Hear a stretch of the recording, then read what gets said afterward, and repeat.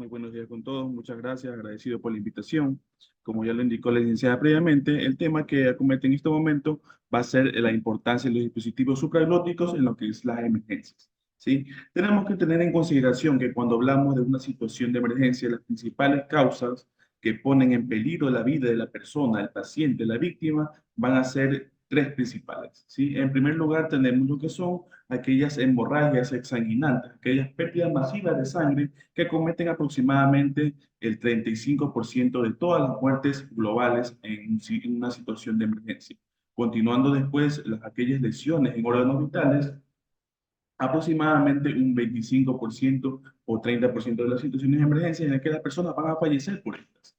Y en tercer lugar, el 25% van a acarrear aquellas muertes producidas por una alteración en la ventilación, una falla en la ventilación, ¿sí? Y es aquí justamente donde vamos a actuar o intervenir.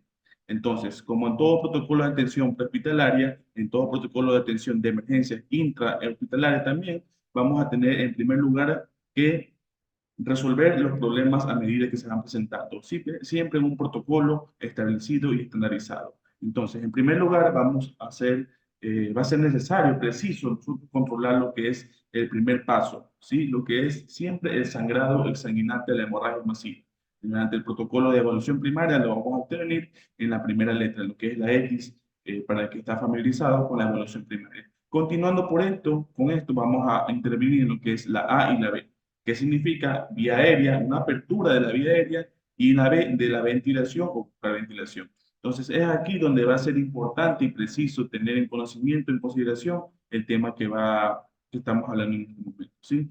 Entonces, a un paciente que está con dificultad para respirar, que tiene alteración en la ventilación, va a ser prioritario asegurar su vía aérea. Una vez que yo he asegurado esa vía aérea adecuadamente, está comprometida, voy a tener que dispensar oxigenación, dispensar ventilación para entregarle y apoyarle en la misma. Entonces eso va a ser mi paso primordial una vez que he controlado o he corregido cualquier pérdida masiva de sangre, ¿no? Tenemos que tener en consideración que cuando hablamos de una situación de emergencia, esta se puede dar en dos contextos: emergencia prehospitalaria y emergencia inhospitalaria u hospitalaria.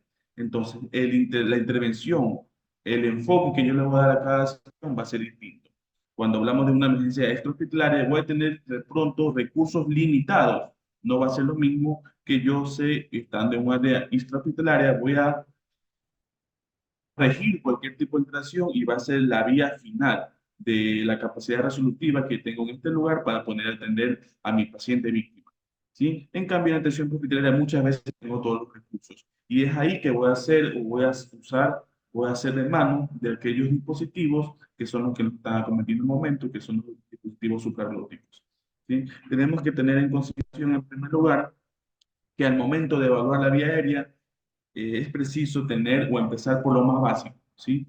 Por lo que son mis métodos manuales, por lo que es el uso de mis manos, el uso de los recursos disponibles que tengo, los mínimos recursos disponibles que tengo. Entonces voy a depender de que si la situación es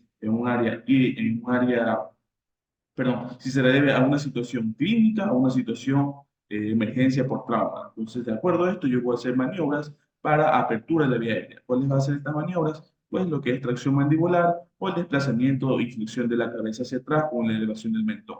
¿Sí? Pasado esto, no teniendo resultado con estas maniobras, que muchas veces son las que me resuelven la mayoría de los problemas de ventilatorios, voy a tener que pasar a un segundo nivel, a los dispositivos básicos. Entre estos dispositivos básicos tenemos lo que es la vía aérea, o la cánula nasofaringea y la orofaringea, teniendo sus contraindicaciones, como en casos de lesiones por traumas craneoencefálicos, principalmente de la base del cráneo.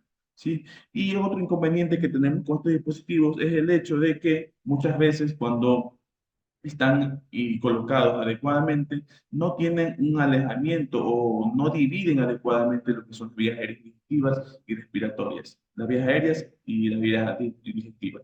Por lo tanto, no van a tener esa mejoría o esa capacidad completa de entregar o dispensar la ventilación adecuada. Y es ahí que es preciso llegar al siguiente nivel, los dispositivos avanzados. Y es en estos dispositivos avanzados que van a intervenir aquellos dispositivos de los que estamos hablando, los que nos están importando en este momento. ¿Cuáles son? Los dispositivos supraglóticos. No es menos cierto también que tenemos lo que es la intubación endotraqueal, la vía percutánea, la vía quirúrgica. Sí, pero principalmente lo que vamos a comentar en este momento es los dispositivos supraglóticos. Va a ser preciso saber en dónde vamos a nosotros aplicar este dispositivo. Un punto a la anatomía, un poco de ella, vamos a ver que en cuanto a la vía aérea superior, tenemos lo que es, bueno, lógicamente, fosa nasal, cavidad bucal, donde ingresa el aire, y también la vía digestiva compartida, ¿no? Tenemos la faringe, la nasofaringe y la laringofaringe. A nivel de esta estructura membranosa muscular, aunque llamada como epiglotis, es donde se va a iniciar la vía aérea como tal, ¿sí? Posterior a esta, inferior a esta, encontraremos la supraglotis y es aquí, en esta parte de la laringe, en donde van a estar ubicados estos dispositivos adecuadamente, en donde van a surgir o van a surtir su efecto.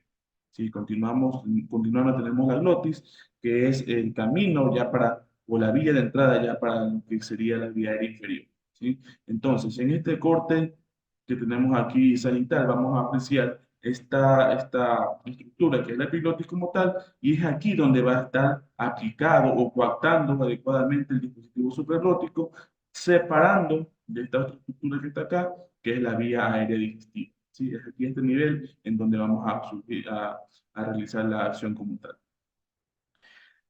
Sin embargo, es preciso tener en cuenta, en consideración, que al momento de que yo hablo de una adecuada ventilación, yo preciso de una vía aérea definitiva. ¿Y cómo yo sé, cómo yo consigo una vía aérea definitiva? Pues la forma en la que yo voy a conseguir esta vía aérea definitiva va a ser un concepto bastante conciso y preciso. Es un tubo colocado en la tráquea con el manguito inflado o el globo inflado por debajo de las cuerdas vocales, conectado a una forma de ventilación asistida enriquecido con oxígeno y que debe estar asegurada en su lugar. El dispositivo que me cumple estos requisitos es el padrón, el tubo endotraqueal. Sin embargo, no es lo que nos importa en este momento el tubo endotraqueal. Pero cabe destacar que el padrón de oro, el único dispositivo que me va a servir en este caso, es el tubo endotraqueal. Tanto así que las guías o los algoritmos de manejo avanzado de la vía aérea me indican que posterior a una preoxigenación al 100% con mascarilla, yo voy a determinar si es posible o no oxigenar. En el caso que no sea posible, bueno, voy a intervenir en la vía aérea definitiva con tubo de intubación traqueal o una vía quirúrgica en el caso que no sea posible. En el caso que sí sea posible oxigenar, voy a evaluar esta vía aérea, voy a determinar mediante una observación de la anatomía, de la física del paciente como tal, asimismo con una evaluación de las medidas hechas con traveses de dedos, lo que es la escala de Mallampati para valorar la estructura de las fauces, si es posible o no, o qué tan fácil va a ser como tal proceder a la intubación, valorar si hay instrucciones y la movilidad de la región cervical como tal. Valorado esto y teniendo en cuenta si es posible o va a ser fácil esta intubación, entonces yo procedo como una intubación sencilla. Caso contrario, procedería como una intubación complicada o difícil, por así decirlo. En el caso que se me complique, que yo por el primer intento no lo logre hacer adecuadamente, entonces voy a proceder, entonces voy a proceder a realizar o tener una segunda vía. ¿Cuál es esta segunda vía? Creo que se cortó.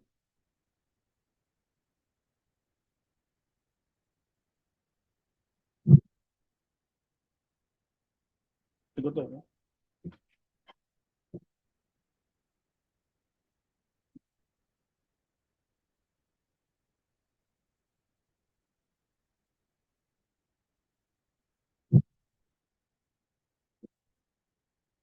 ¿Cómo continúa?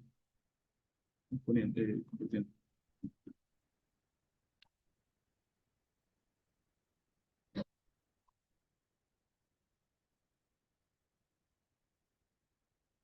Para el compartir.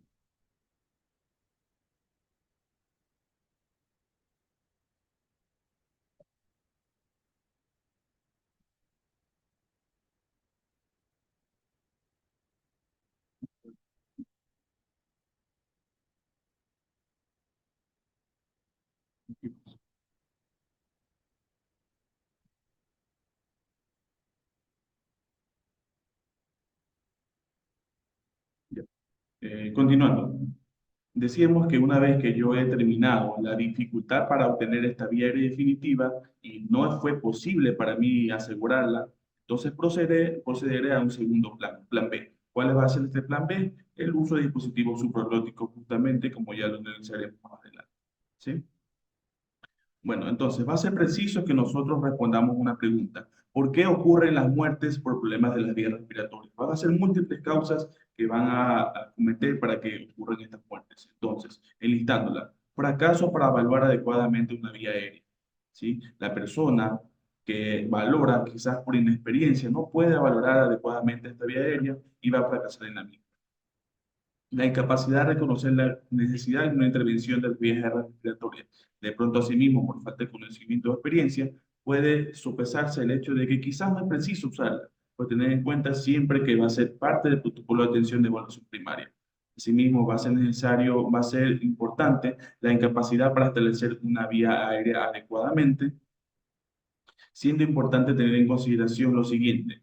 Se ha demostrado de diversos estudios longitudinales que han indicado, según las observaciones, que el 50 al 70% de las aplicaciones o el intento de intubación en primera instancia son positivos. Es decir, que el 30 al 50% son intubaciones que no salen a la primera, que no surten, que no son exitosas a la primer intento. Es decir, van a hacer o surtir efecto en la segunda, tercera o cuarta intervención o intento.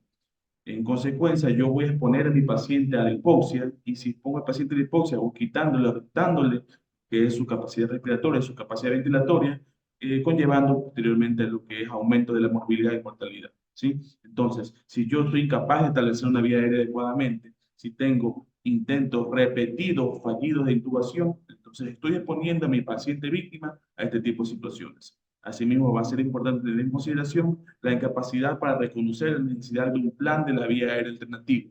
Es decir, si yo no voy, no preveo que posiblemente esta vía aérea va a ser difícil de aplicar, de asegurarla, y no tengo mi plan B, que el plan B sería ya el uso de métodos o dispositivos suprarlóticos, si no tengo, no preveo eso yo adecuadamente, entonces voy a fallar. Voy a someter a mi paciente a hipoxia y voy a llevarlo a aumento de mortalidad como tal.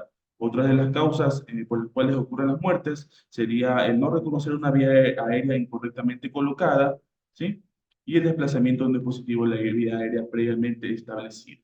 Entonces, todos son factores que me van a influir en la incapacidad de yo adecuar o aplicar adecuadamente una vía aérea definitiva.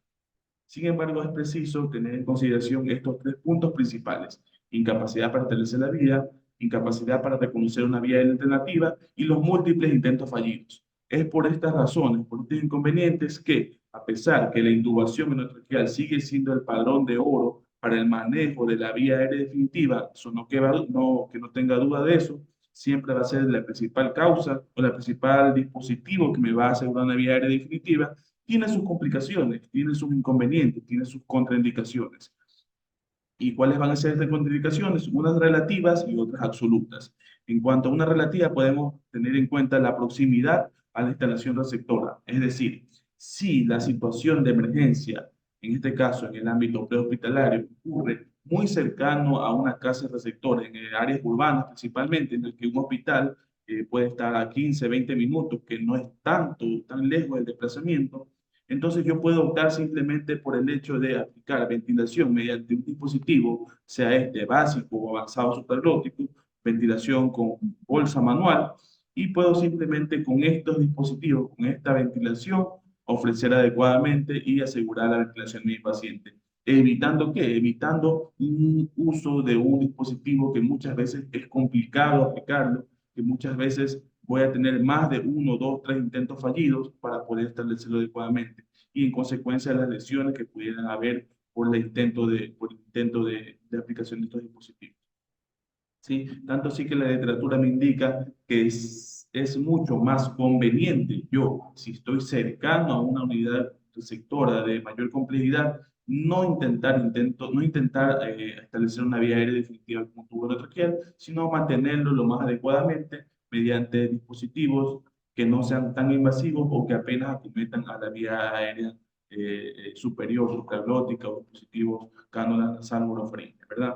Asimismo, la falta de entrenamiento en la técnica. Hay que tener en consideración que para una persona poder establecer esta vía aérea definitiva tiene que tener la capacidad y las competencias para hacerlo. Estas competencias se adquieren mediante la capacitación, de manejo avanzado de la vía aérea, capacitaciones que no siempre están disponibles y que no siempre todas las personas las realizan o están interesadas en hacer. Asimismo, no solo se requiere la capacitación inicial, sino capacitación continua para mantener estas destrezas a lo largo del tiempo.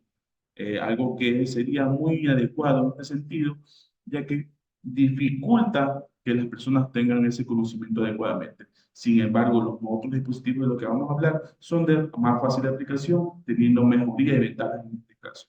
¿Sí? Asimismo, la alta probabilidad de vía aérea fallida, mala colocación y múltiples intentos repetidos. En cuanto a las complicaciones que tienen estos dispositivos, sería también la estimulación vagal, que disminuye todas las funciones del corazón, bradicardia, hipotensión incluso, ¿sí? La intubación inadecuada en un lugar incorrecto. También podremos hablar de la exposición a la hipercapnia y a la hipoxia, que al paciente yo lo voy a someter con los múltiples intentos fallidos y la falta de atención que lo voy a hacer en ese lapso de tiempo mientras estoy haciéndolo. Las lesiones que pudieran acometerse cuando yo estoy intentando aplicar este dispositivo, ya sea con el endoscopio o con alguna otra estructura que yo esté utilizando para hacer este tipo de colocación como tal, ¿sí? La broncoaspiración, que también es otra de las complicaciones, y el trauma que yo voy a producir con el simple hecho de intentar introducir la vía aérea. Es por eso que dentro de la clasificación de los dispositivos de la vía aérea, vamos a tener en este momento lo que es el conocimiento de cuáles son los que realmente me van a servir en ciertas situaciones de complicaciones, como ya las hablé previamente. Y son justamente estos, los dispositivos de vía aérea avanzada, aquellos que ocluyen la faringe, los dispositivos de las vías aéreas supraglóticas. Entonces, dentro de estos dispositivos supraglóticos tenemos los tres principales exponentes: el combitubo, también conocido como tubo esófago-traqueal, la mascarilla laríngea y el tubo laríngeo. Para tener un poco de contexto, tenemos que tener en consideración que estos dispositivos se crearon justamente con este objetivo, con el fin de controlar o evitar aquellas complicaciones que habían con el uso de una vía aérea definitiva, tubo endotraqueal, llámese. ¿Sí? Entonces, sabiendo que había muchas dificultades allá por los años 1937, dificultades al momento de aplicar estos dispositivos de tener una vía aérea definitiva, el doctor Leach se vio la necesidad de crear este dispositivo, que es un tubo como tal, pero que no irá aplicada directamente en la tráquea, no irá aplicada en la vía aérea inferior, sino que va a estar alojada en lo que es la región más superior, la vía aérea orofaringea, perdón, de la ringofaringea. Aquí, mediante esta estructura de caucho con fenestras que presenta, se aplicaba la ventilación y esta ventilación iba directamente a la vía aérea y esta estructura de caucho me iba a coaptar o a cerrar la vía aérea digestiva. Por lo tanto, me iba a servir ¿para qué? Para ofrecer ventilación y para ocluir lo que era la vía aérea digestiva como tal. Entonces fue aquí que se iniciaron o se crearon todos los dispositivos supraglóticos que vinieron después, por la necesidad de un dispositivo que me sirva para evitar todas las complicaciones que me producían la intubación endotraqueal o la método quirúrgico como tal. Entre estos dispositivos supraglóticos vamos a ver que entre sus principales indicaciones o ventajas, por así decirlo, es que lo puede aplicar cualquier proveedor de atención de emergencias prehospitalaria o intrahospitalaria. Es decir, no requiere una gran capacitación, simplemente lo puedo hacer mediante la aplicación manual del dispositivo sin mayor instrumentos o materiales para su aplicación. ¿Sí? La incapacidad de realizar la intubación traqueal es otra de las indicaciones. Si no puedo definitivamente aplicar una intubación traqueal, voy a recurrir o acceder a estos dispositivos. Pacientes que están traumatizados, inconscientes, sin reflejo nauseoso, entonces, yo sé que este paciente está inconsciente, no me va a respirar, no me va a vomitar, yo tengo que usar estos dispositivos adecuadamente. ¿Sí? Y aquellos pacientes en los que no puedo usar otra vía aérea o otro dispositivo para ventilar. Es decir, van a ser la pieza clave que me va a servir cuando yo no tenga otras opciones, por así decirlo. ¿Sí? Va a tener contraindicaciones, sí, como todo dispositivo médico va a tener sus contraindicaciones, en este caso, ingesta de sustancias cáusticas, una contraindicación relativa, alimentación reciente de pronto, presencia de reflujo nauseoso, enfermedad esofágica conocida, son contraindicaciones esperables el lugar donde va a intervenir este tipo de dispositivos, pero que se van a dar, ¿sí? Y también va a tener sus complicaciones, como por ejemplo es la broncoaspiración, en aquellos casos en donde no haya una separación correcta de la vía digestiva. Daño del esófago posiblemente, porque a fin de cuentas estoy introduciendo un cuerpo extraño en esta estructura que muchas veces es un poco lábil, ¿verdad? Náuseas y emesis como tal. Pero entre las ventajas es que requieren un entrenamiento mínimo, como lo dije. Cualquier proveedor, simplemente con una capacitación inicial, lo puede aplicar, no precisa. Como en todo, va a precisar siempre una capacitación continua, sin embargo, no va a precisar un curso especializado de media aérea avanzada. ¿Sí? Simplemente con el conocimiento de la técnica ya lo pueden aplicar. Asimismo, va a ser importante el hecho de que yo no preciso un dispositivo como un laringoscopio para insertarlo. Yo puedo hacerlo simplemente mediante visualización directa. Veo al paciente, aperturo su vía aérea, aperturo su boca y introduzco el dispositivo como tal. No voy a precisar mayor instrumentación o materiales para poder aplicarlo adecuadamente. ¿Sí? Va a servir como una vía aérea de respaldo. Si no me sirve la vía aérea definitiva, este va a ser mi respaldo, va a ser mi plan B como tal. Pueden insertarse de manera independiente en la posición del paciente. Sí, muy importante, ya que muchas veces para realizar una intubación endotraqueal o una vía aérea quirúrgica, yo preciso tener ese paciente en un lugar específico, tenerle una posición específica, ¿sí? En la que yo tenga restricción cervical adecuada, muchas condiciones que se dan. Sin embargo, en situaciones, por ejemplo, un accidente de tránsito, digamos que hay limitación para la movilidad en un espacio confinado, también podría ser de pronto, yo no preciso movilizar a ese paciente más que la restricción cervical adecuada y puedo insertar el dispositivo y ya he asegurado su vía aérea. Si bien es cierto, no es definitiva, pero ya la he asegurado. Otra de las ventajas es que están diseñados para aislar la tráquea del esófago, es decir, para independizar ambas vías digestiva y aérea, y me van a proveer mejor separación de las mismas, y en consecuencia yo voy a tener menos complicaciones como broncoaspiración u otras de las que se pueden dar. Como le dije, los exponentes tenemos la máscara laringia. Este dispositivo va a estar formado, lo observamos, por una máscara, la cual tiene unas rejillas a este nivel para impedir que la glotis se lesione. Asimismo, esta máscara va a insuflarse para adecuarse a la vía aérea donde va a estar insertada. El tubo, el cual va a terminar en un dispositivo o una zona que va a ser para específicamente conectarse a la ventilación que yo le voy a proveer. Otro dispositivo es el tubo laringio, y como su nombre lo indica, es un tubo y en consecuencia está ubicada o va a estar surtiendo su efecto en la vía aérea, la laringe como tal. Este tubo superior más grande me va a coaptar lo que es en el área de la nasofaringe y este tubo más pequeño en la laringe como tal.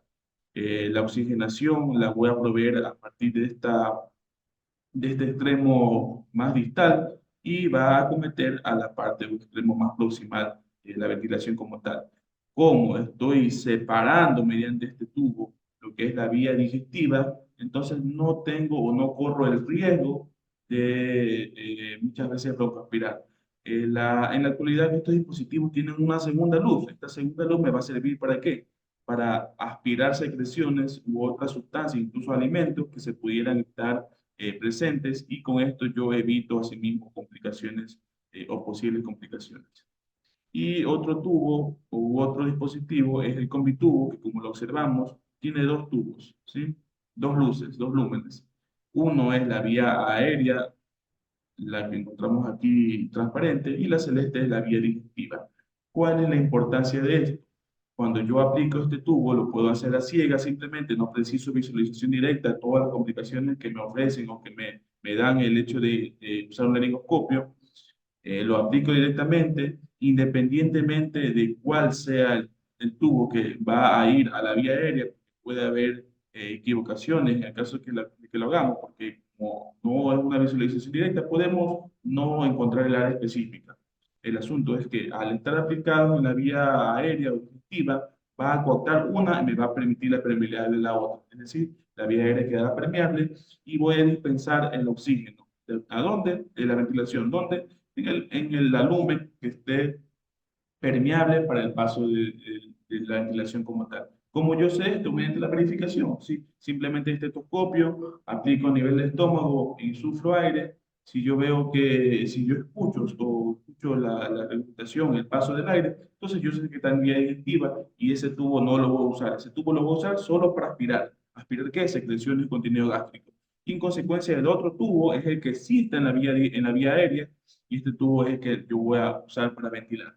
¿Sí? Un poco de conocimiento de toda esta gran variedad de dispositivos superlátivos que tenemos son diferentes, derivados de los tres que lo vimos previamente, máscara de línea, tubo laringio y combitubo. Entonces, la máscara de línea como tal, la clásica, la primera que se inventó, ¿sí? Con todas sus estructuras que ya las mencioné previamente, va a tener su localización prelaringea, ahí donde va a estar aplicada la parte que me va a ofrecer sujeción en la vía aérea como tal, donde yo voy a tener mi mango o mi globo, que voy a inflarlo, ¿sí? Y la mascarilla como tal va a estar aplicada en el área supraglótica, ofreciéndome ventilación como tal.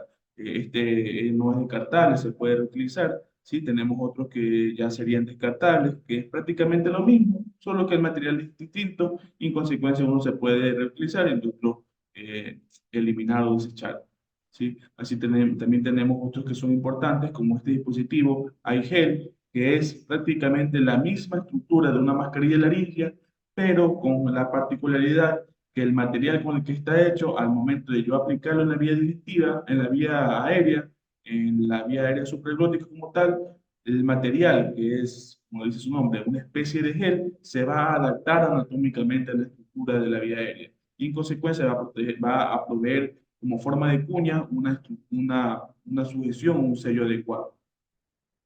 Al momento de aplicar estos dispositivos tenemos que tener la preparación adecuada, desinflar lo que es la máscara, los tubos, si es que se precisan, ¿sí? Previamente lubricar el área, previamente lubricar como tal el tubo para poder insertarlo. Lo voy a aplicar, lo voy a agarrar como que fuera un lápiz cualquiera, y lo voy a empezar a insertar, ¿sí? Tan sencillo como simplemente introducir un tubo en la vía aérea digestiva, aplicado a la parte superior al paladar duro, y lo voy simplemente a descender, descender, descender, hasta que yo llegue a unas marcas específicas que existen en todos estos tubos y yo sé que está ubicado en el lugar correcto.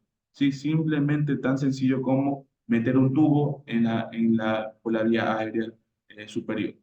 Llegando yo a la vía, a coactar como tal y a ofrecer la ventilación adecuada. Entonces, es por eso es que es tan importante y es tan preciso yo tener el conocimiento de estos dispositivos, porque son de sencillo uso, de fácil aplicación y no requiero mayor entrenamiento o capacidad o conocimiento para aplicarlos netamente como tal. ¿Sí?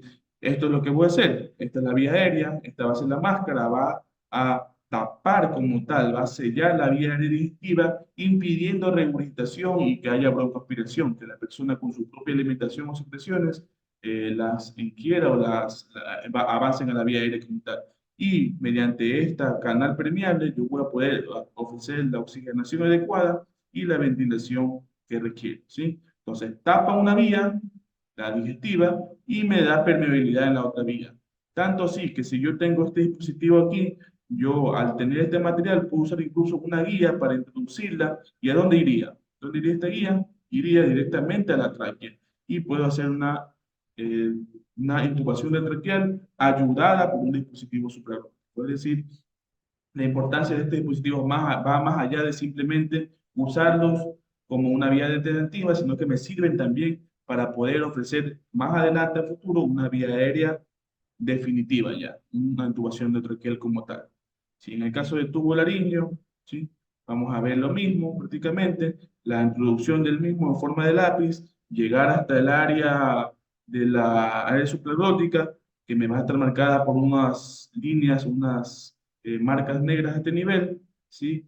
El balón central, el cuff central, el más grande, va a estar aquí inflado hasta en la parte de la hipofaringe, va a coaptar la misma, me va a impedir movilización y el cuff más pequeño me va a cerrar la vía digestiva y me va a servir también para yo poder aspirar en el caso que precise. Aspiro secreciones y aquí ofrezco ventilación. ¿A dónde? A la vía aérea, a la vía aérea como tal. Entonces, el uso de estos dispositivos van a ser principalmente como un plan alternativo a la intubación inadecuada. No va a quedar duda de que el primer plan siempre va a ser la intubación endotraqueal, eso no hay duda, ¿sí? Pero en el caso de que yo tenga todas las complicaciones que hablé previamente, ¿voy a hacer uso de qué? Voy a hacer uso de mi plan B. ¿Cuál va a ser mi plan B? El uso de dispositivos suprarróticos, sea esto mascarilla laringea, tubo laringio o combitubo. Voy a poder ofrecer adecuadamente la ventilación y me van a servir como su plan B, siendo esta la importancia adecuada de los dispositivos suprarróticos en las áreas de emergencia, sea intrahospitalaria o prehospitalaria como tal. ¿Sí? Eso en cuanto a mi disposición, agradezco su atención. Muchas gracias, tengan un buen día.